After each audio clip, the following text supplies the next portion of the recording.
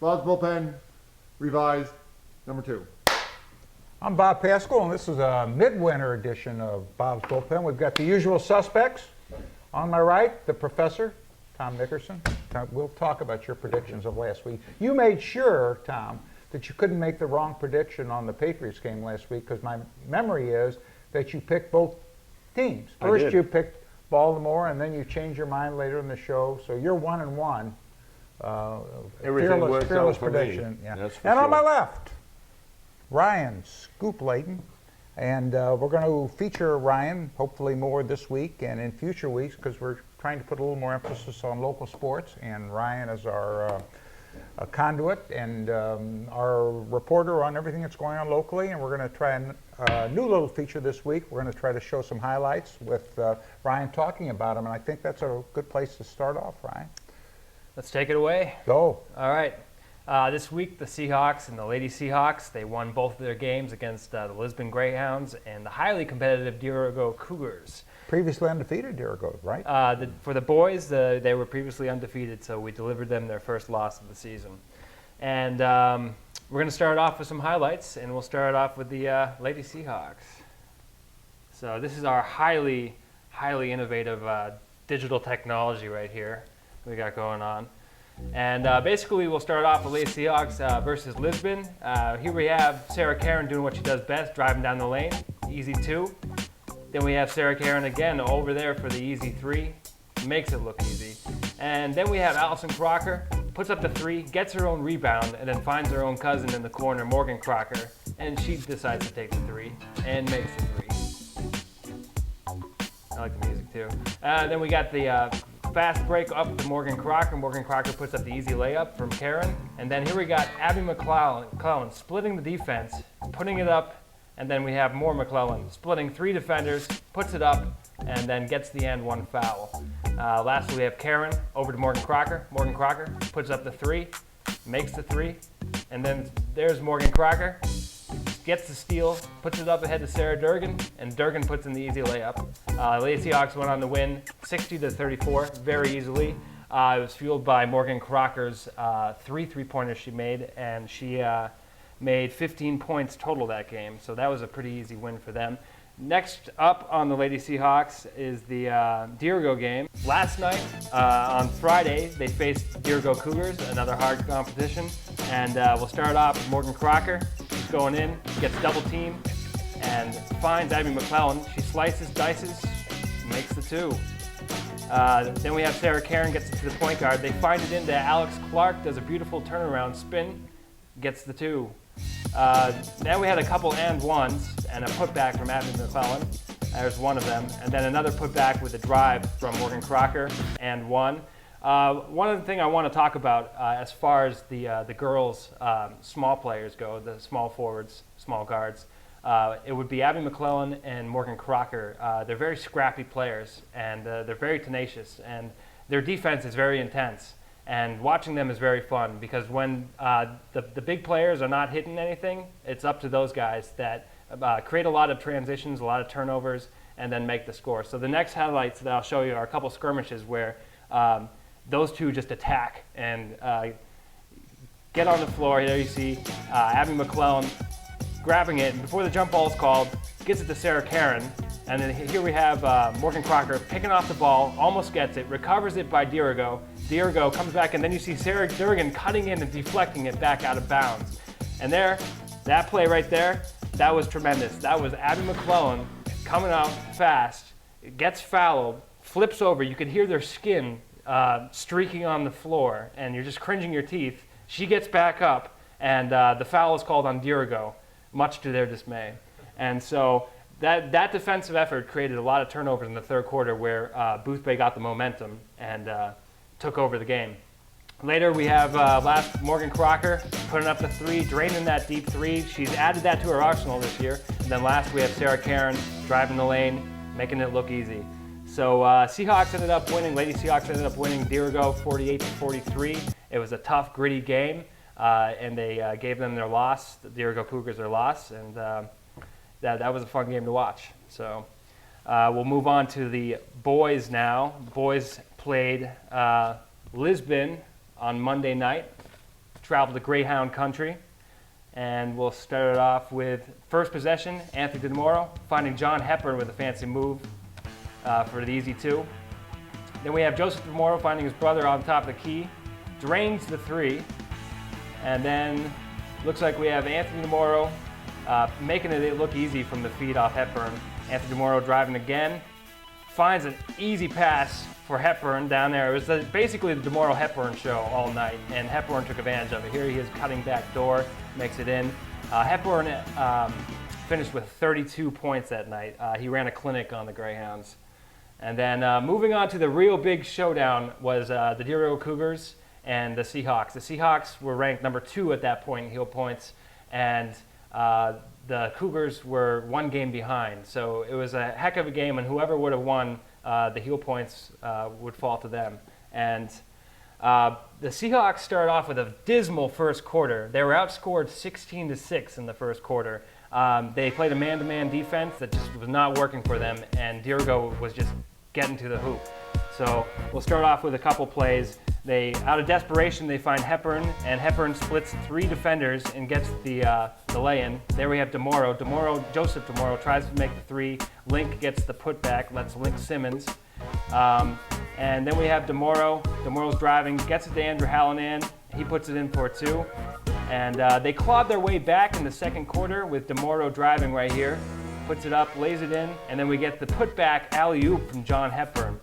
And then we have an inbound, and he finds Link Simmons, gets it in for 2. So by the third quarter, by the third quarter, the Seahawks had clawed back the 16-point deficit and trailed by 2 points. It was 30-28.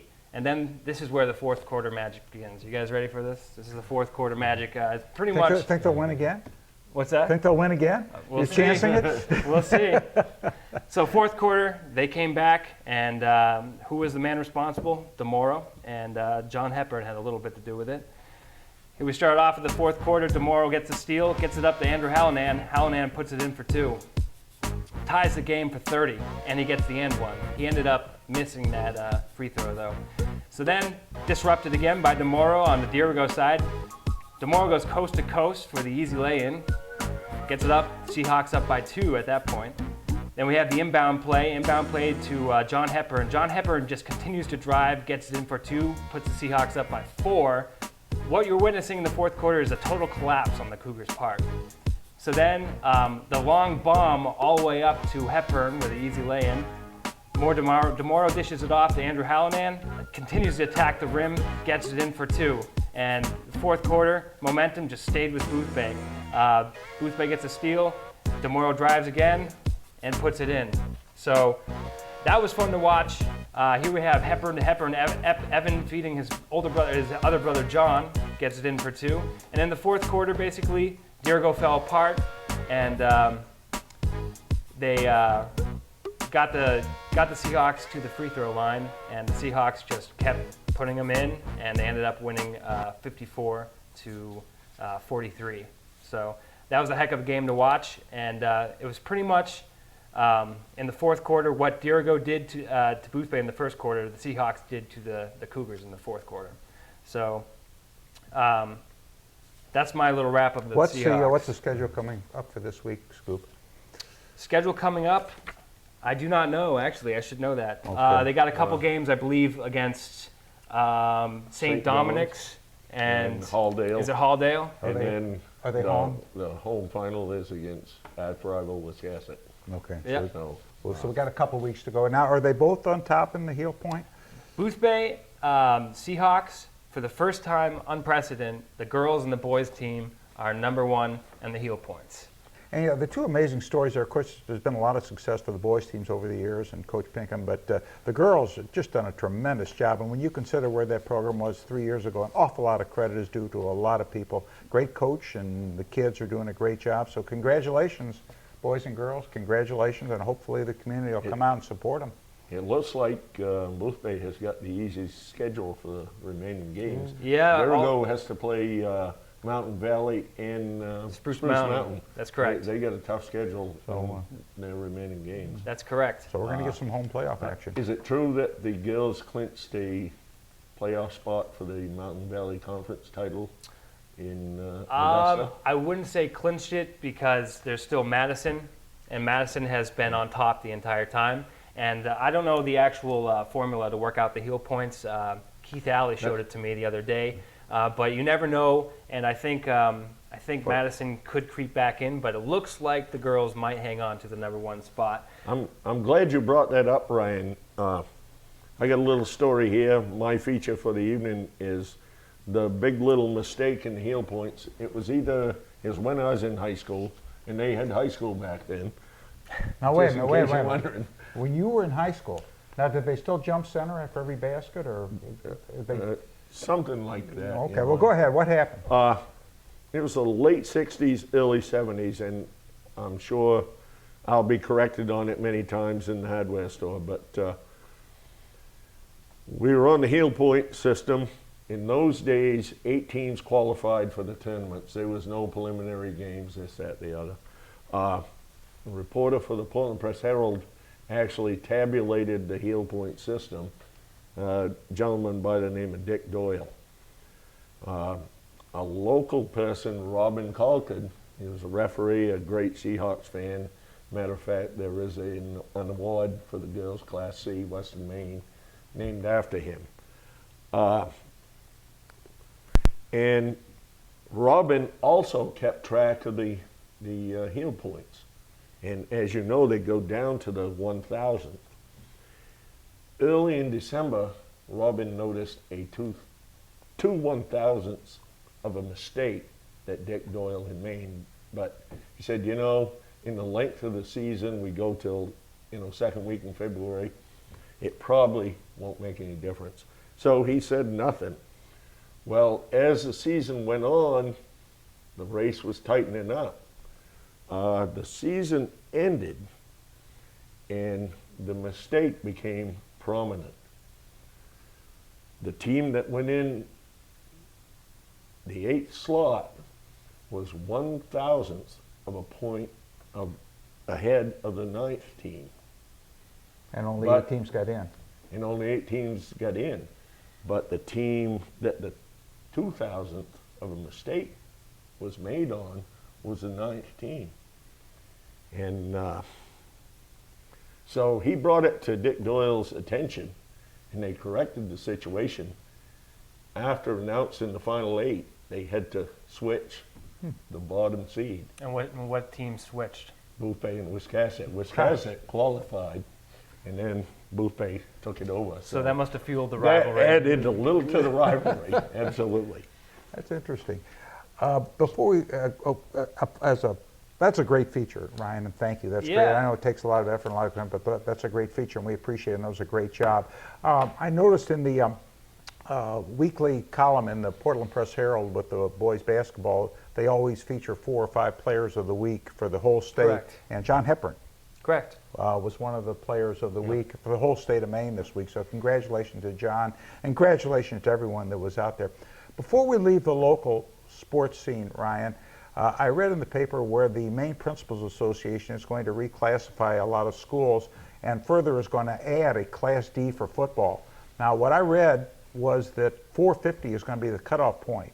If that's true, correct me if I'm wrong, Boothbay is going to be in a Class D. The enrollment of the high school is just over 200. But- and then I'll let you talk. Will this also reclassify them for basketball where there's a Class I D? don't believe it's a mandatory reclassification. I think schools have the choice to stay in that class if they want to stay in that class. What about for football now? Will Boothbay be class? They're not right now. There is no D. Will they automatically go to D because of their? I mean, they're well under that 450 cutoff. Right. That all depends on what the athletic director wants to do. I think talking to Dan Welsh would be the first thing to do about that. Class D, they could benefit in that. But a lot of people have gotten to know the opponents that we played in Class C for a while and would be comfortable playing in Class C.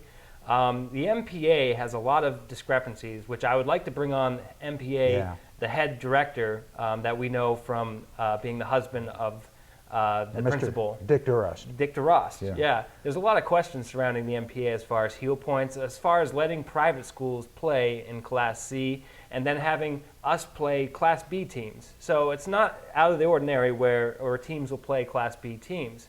And a lot of people think that's either unfair or it's unfair to have private schools like Cheverus, Hyde, Wayne Fleet, who can easily bring in out-of-state ringers, come in and play. So there are still a lot of questions, and there's a lot of schools that their populations are declining. It's all over the state. So we'll see where Boothbay will stay. But if it's my prediction, I would think in basketball alone, they would stay in Class C, where they're comfortable, in the Mountain Valley Conference. So what you're saying is the cutoff with regard to the number of students in the school is not an absolute thing. It's not absolute right now. Okay. But they're talking about it, yeah. Boothbay's down to something like, correct me if I'm wrong, 210, 220 students, something like It's that. declined in the last years. When I Yeah. graduated in few years back, it was around 350. I can tell you that in basketball and in baseball, if you're in Class D, you're traveling long distances.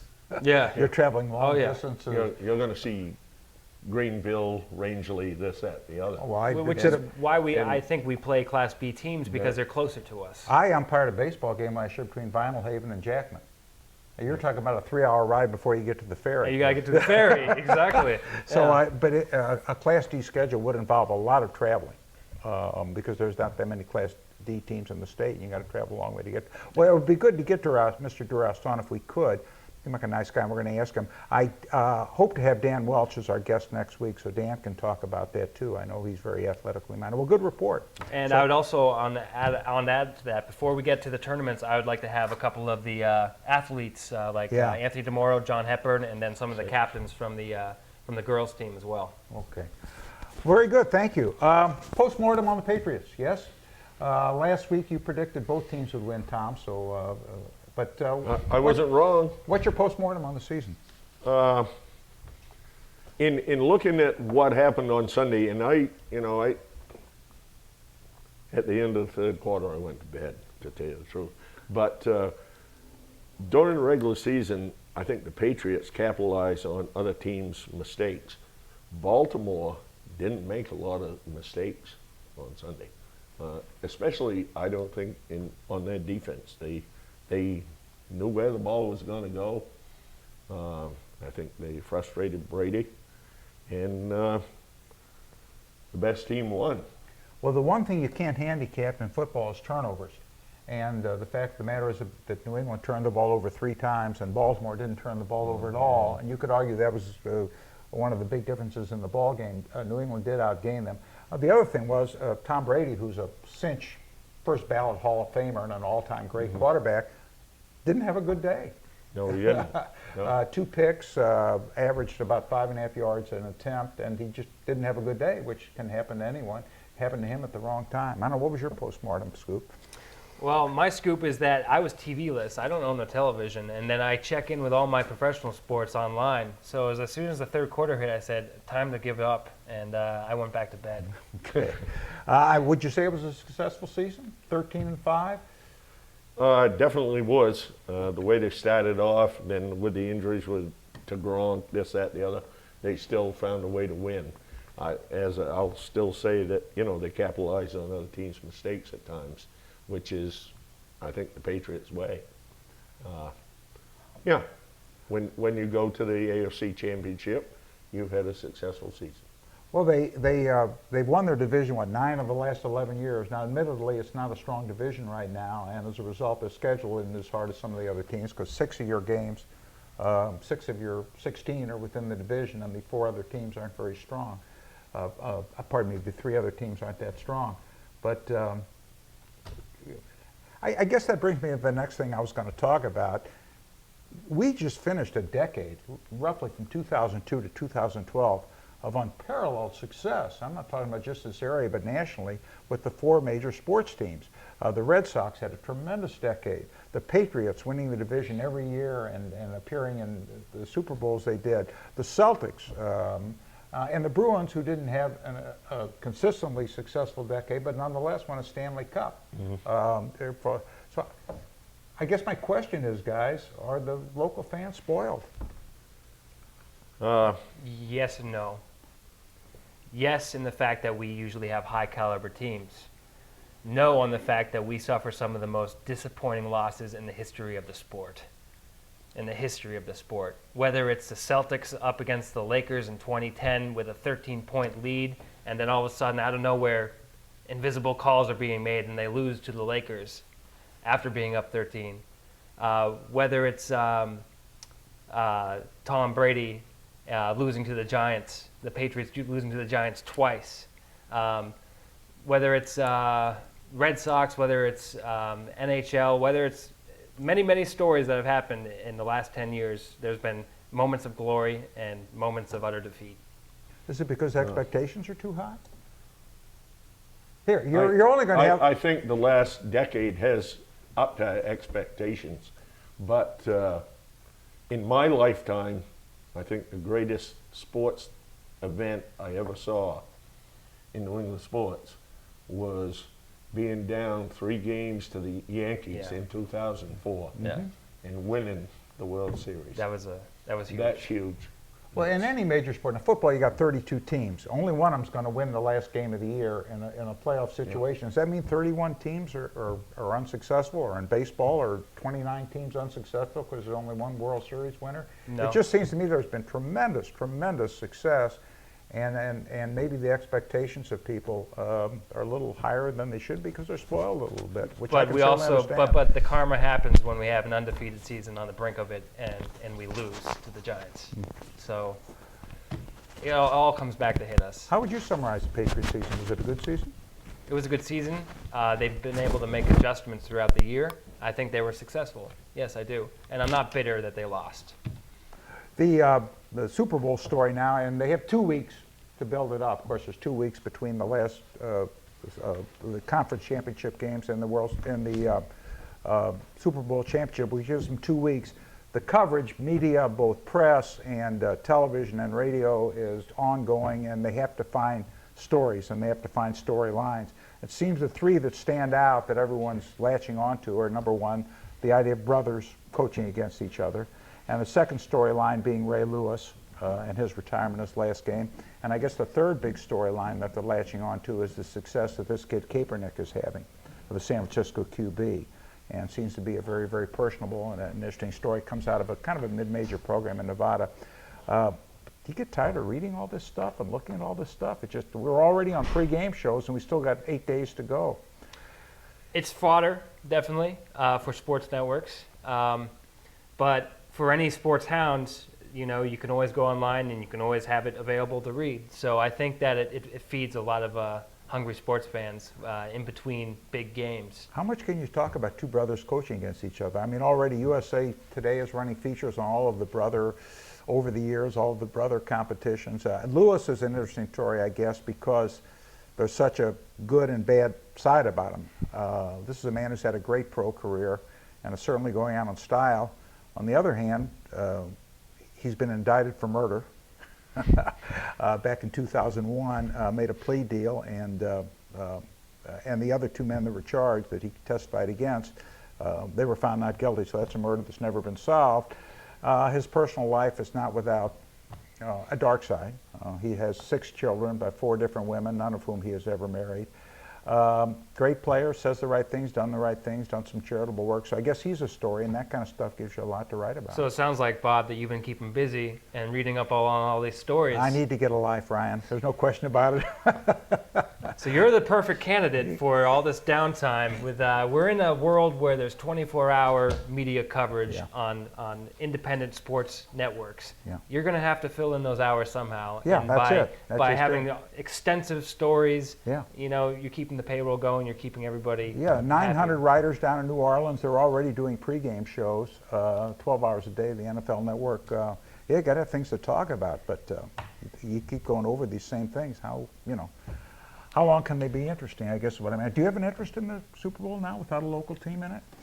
Like I said, I don't have a television, and when I do, I follow the Patriots until they fizzled out. But yes, I enjoy the Super Bowl, and I always have. And I actually think the NFL I think you might find this as blasphemy, Bob, because you're a big baseball fan. But I think the NFL and the NBA, they are better marketed to the younger generations, and I don't think baseball is the American pastime anymore. I Well, really don't. Well, first of all, with regard to marketing and the demographics, you'll not get any argument from me. Of course, you're absolutely correct. We can talk and have talked in the past about how much the popularity of football depends on the fact that it lends itself to betting, gambling, you see lines, and the other things. But the NFL has done a fantastic job. They've been successful in making Super Bowl Sunday one of our national holidays. Tom said last week that more food is consumed on that day than any other day in the year but Thanksgiving. They've done it. And not just from the sports-driven way, but the advertising. Well, People that don't $4 want- million for 30 seconds and people are lined up to buy the time. It's probably underpriced. Oh, yeah, they've done a sensational job. You'll get no argument. And further, you'll get no argument that football is a game which is taken over among a younger demographic. That's safe to say. We could have a long discussion, and maybe someday we will, as to whether or not baseball is still America's pastime. I don't think it is. Well, it depends on how you define it, and I would argue that some of the objective measurements aren't necessarily controlling. They average 30,000 a night, playing every night for 162 games. But you're right. Football does appeal to a younger demographic than baseball does. I think and it baseball is certainly aging with the baby boomers. no question, and you won't get an argument from me on that. That's absolutely true. We are now 17 days from when pitchers and catchers report for spring training, and the games start February 22nd. I don't want to go into now what the Red Sox have done over the winter. I think we can save that for another program, and I think they've done a lot. I think they've improved themselves. Toronto's improved themselves, and in that 5-team division, that going into the season looks a lot easier, or I should say better balanced than it has been. Top heavy with the Red Sox and Yankees for a decade. It's not top heavy anymore. The two teams that finished 4th and 5th last year have improved themselves the most, and I refer to Toronto and Boston. We can get into what they've done at a later time. Spring training's coming up. Let me just say this, and I won't go into it. If anybody out there that I'm talking to and is hearing this program has never been to spring training and considered themselves a baseball fan, they ought to go down there. It's a wonderful, wonderful experience. It's something that doesn't happen in any other sport, Ryan, the number of people that go down there for spring training games, the money that's spent on the stadiums and so forth. It still can be done relatively inexpensively, so far as travel, so far as lodging, so far as food, so far as rental cars, comparatively Florida in February and March. And if anyone has never gone down there and considered themselves a baseball fan, they'd love to do it. I saw some of the old parks down there. It's still relatively inexpensive. Wonderful experience. The games don't mean anything, of course, when you're losing. It's a very, very relaxed atmosphere. And for the most part, neither do the individual performances are, because the rosters are pretty well set. Yes, right now the Red Sox have 10 relief pitchers with major league experience. They're not going to hold 10. So there are some guys that are fighting for jobs. But for the most part, the major league rosters are set, so not only do the wins and losses mean nothing, but the individual performances don't mean anything either. But it's really a fun experience. And if anyone down there has any interest, they ought to do it. I don't want to let the national news go by, and I know this doesn't have any local interest, but the big sports news nationally this week was the death of my boyhood hero, as far as baseball players is concerned, Stan Musial. And I don't think... Do you think they covered it enough? No. He played in St. Louis, backwater town, Midwest, not Northeast, been there his whole life. And since he quit playing, no news, just a nice man. Got the Presidential Medal of Honor 2 years ago, served in World War II, played in 24 All-Star games. Never a negative thing said about him or by him. I never heard him say how good he was. I'll just tell one little anecdote and then let it go. I don't want to spend too much time on it. When he was playing, he owned a restaurant in St. Louis, co-owned a restaurant, I should say. And if the Cardinals were playing at night, he'd be there at noontime. If you needed crackers or rye crisp, he'd bring them to your table. It was a different day and a different age, and he was our hero in St. Louis. We all had to bat like he did.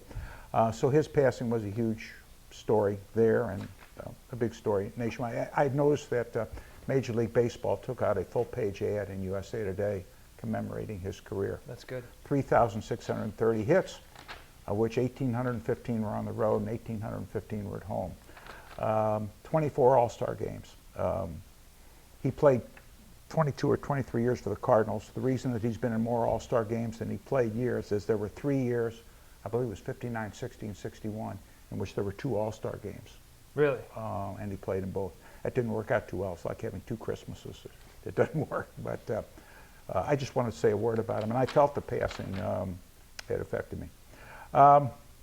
Great feature you did. I hope you do it in the future. We'll try to keep spending more time. We would like some feedback on whether or not people like what we're doing. If they want us to do a little more of this or a little more of that. John, are they going to be able to contact us digitally, or? We're going to set up a Facebook page. It's called Bob's Bullpen. Like us on Facebook. On Twitter, we'll set up a Bob's Bullpen Twitter. Send your questions to #Bob's Bullpen, and we'll review your questions and talk about them right here at the studio. I'd like to know how people feel about what we're putting out there and whether they'd like us to emphasize one thing more than another. We have tried to emphasize local sports because I think that's what people are interested in this area a little more than we have in the past. So that's great. I was remiss last week in not recognizing Paul Demers, who's helped us this year in his shooting. John Trees, as always, which we really appreciate. And we appreciate what the Y does in providing this space for us and what John's doing in providing this time for us. And a great feature, so thank you. See you next week, everybody. So long.